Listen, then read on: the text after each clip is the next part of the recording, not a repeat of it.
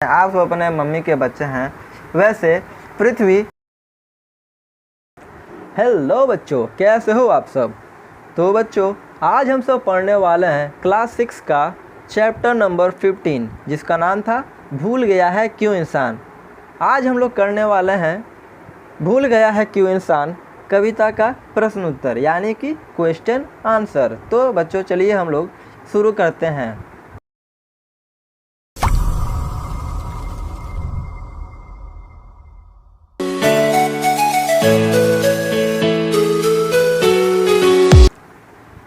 Part से heading है बच्चों। तो पहला प्रश्न है, कविता का सारांश अपनी भाषा में लिखिए।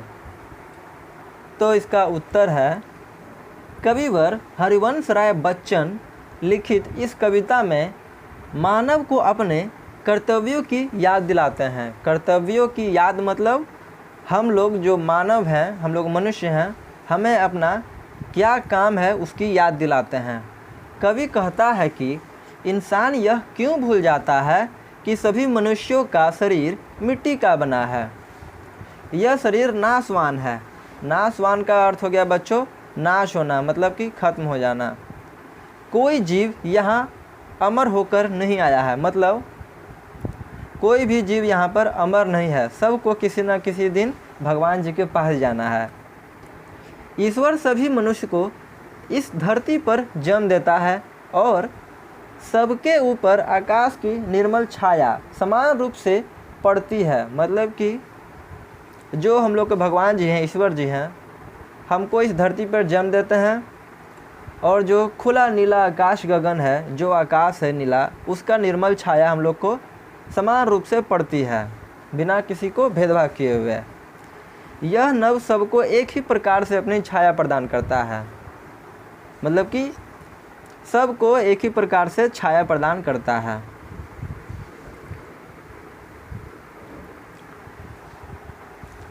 ईश्वर ने मनुष्यों को जन्म दिया और मनुष्यों ने ईश्वर की दी हुई इस धरती को बांटकर अलग अलग देश बनाया।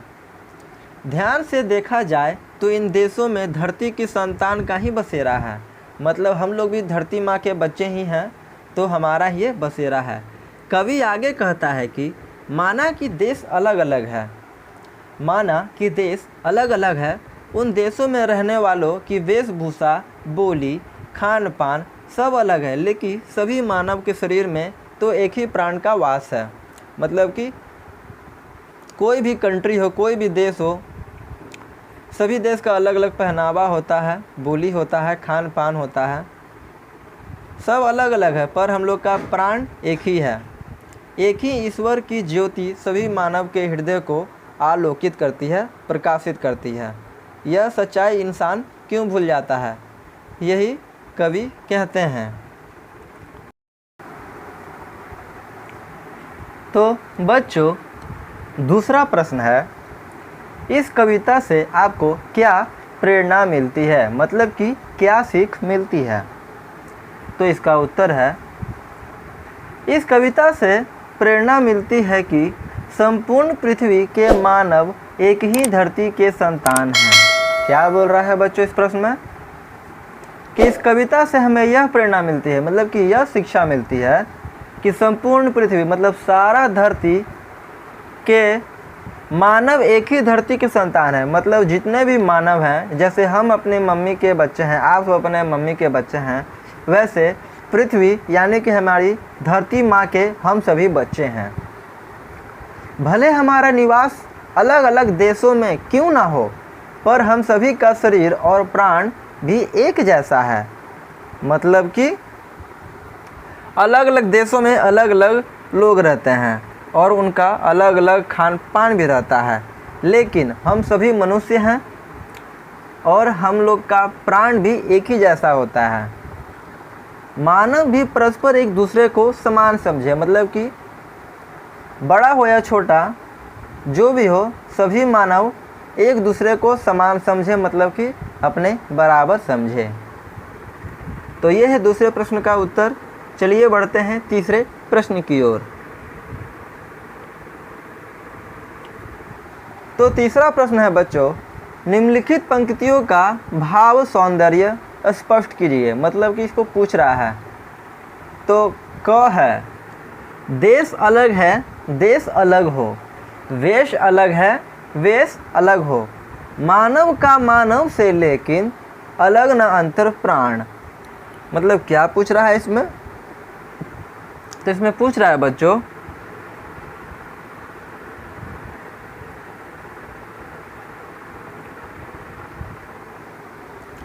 इसका स्पष्ट, मतलब इस जो लाइन है ये इसका अर्थ पूछ रहा है।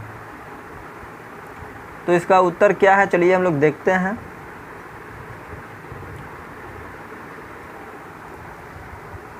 इसका उत्तर है बच्चों, कवि मनुष्य के बीच भेद को अस्वीकार करते हुए कहते हैं। क्या? कवि कौन है? हरिवंश राय बच्चन जी। तो कवि मनुष्य और मनुष्य के बीच भेद मतलब अंतर को अस्वीकार करते हुए कहते हैं कि धरती एक है।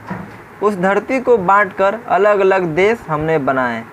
अब देश अलग है तो वहाँ की वेशभूषा भी अलग अलग हो सकती है, क्योंकि इनका निर्माण भी मनुष्य ने अपनी सुविधा के अनुसार स्थानीय प्रकृति और जलवायु के अनुसार किया है।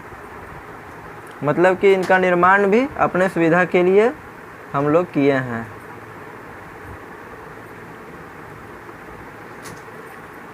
पर सभी मनुष्यों के अंतर में ही एक ही प्राणवायु का संचरण होता है।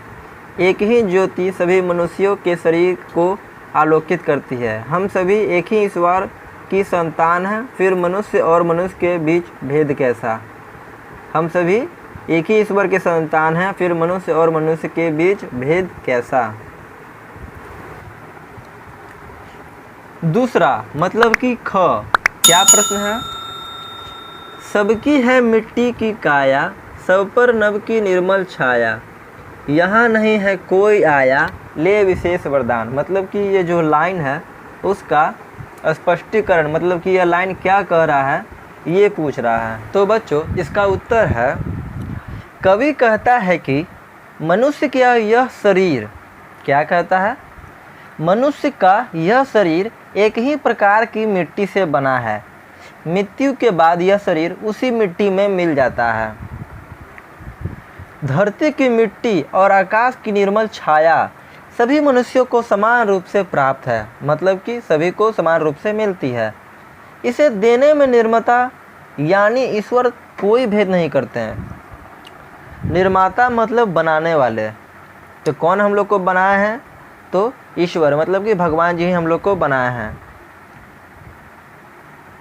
यहाँ यानी धरती पर आने वाला कोई भी मानव कोई विशेष वरदान लेकर नहीं आता, अतः इंसान और इंसान में भेद की कोई गुंजाइश नहीं दिखाई पड़ती। यह भेद विभेद मानव अपने स्वार्थों की पूर्ति हेतु बनाता है और अपने दायित्वों को भुला देता है। स्वार्थी मतलब होता है लालच, और दायित्व मतलब होता है कर्म, मतलब जिम्मेदारी बच्चों। ठीक है, इसका यह उत्तर हो गया। चलो अगले प्रश्न की ओर बढ़ते हैं हम लोग। तब दूसरा हेडिंग है, क्या है बच्चों? पार्ट से आगे। और पार्ट से आगे का पहला प्रश्न यह है, मनुष्य किस प्रकार दूसरों को अपने से भिन्न समझते हैं? भिन्न का अर्थ हो गया अलग अलग। इसका उत्तर है, जाति, धर्म, भाषा और ऐश्वर्य मनुष्य को मनुष्य से अलग करता है। ऐश्वर्य मतलब हो गया बच्चों अमीर आदमी, पैसा, ये हो गया। अपने को दूसरे से श्रेष्ठ समझने के कारण मन में एक अहंकार उत्पन्न होता है, मतलब एक घमंड उत्पन्न होता है, जो मनुष्य को मनुष्य से भिन्न बनाने में या समझने में सहायक होता है। इन सब पर अगर नियंत्रण हो जाए तो मनुष्य सच में मानव होकर जीवन यापन कर सकता है।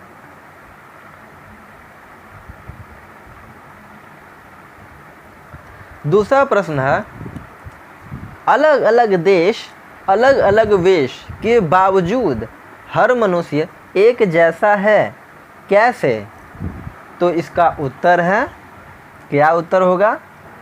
उत्तर है देश और वेश मनुष्य के बनाए हुए हैं। ये सब मानव निर्मित है, मतलब मानव ने ही बनाए हैं। मनुष्य तो एक ही ईश्वर की संतान है। सभी मनुष्यों को एक ही प्रकार से प्रकाश, पानी, हवा और अन्य ईश्वर से निर्मित सुविधाएं उपलब्ध हैं। सभी के हृदय में एक ही ज्योति, एक ही प्राण संचारित होता है। अतः सभी मनुष्य धरती की एक संतान होने के कारण एक हैं। अनेक भाव मनुष्य ने स्वयं बनाए हैं। ईश्वर ने सबको इंसान बनाया है। यह इसका उत्तर हो गया।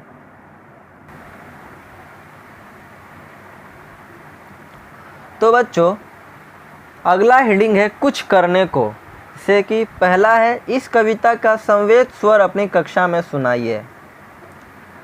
तो आप अपने स्कूल में जाइए और जो टीचर हैं, जो आपके स्कूल के शिक्षक हैं, वो भी आप लोग को बोले होंगे कि ये कविता को याद करना अपने क्लास में, अपने दोस्तों के बीच में इस कविता को सुनाइए। तो आपको ये स्वयं करना होगा अपने स्कूल जाकर।